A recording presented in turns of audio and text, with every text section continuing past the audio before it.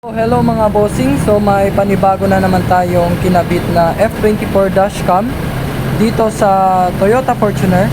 And then mga bossing, nag-upgrade din si bossing ng headlight, Kion Sondra.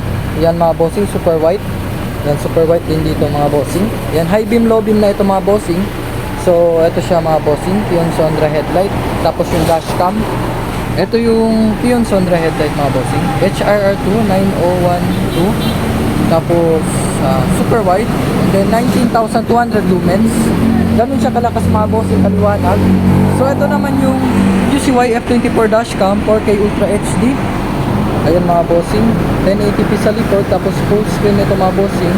Then ito mga bossing, 100% plug and play lang ito mga bossing. Wala tayong puputulin na wire.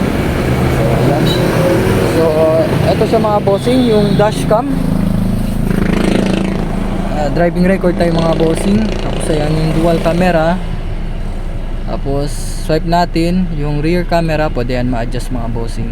Yan, swipe natin. Yan yung front camera, pwede din ma-adjust. So testing natin yung reverse mga bossing. Yan, automatic na siya magti-trigger sa reverse camera.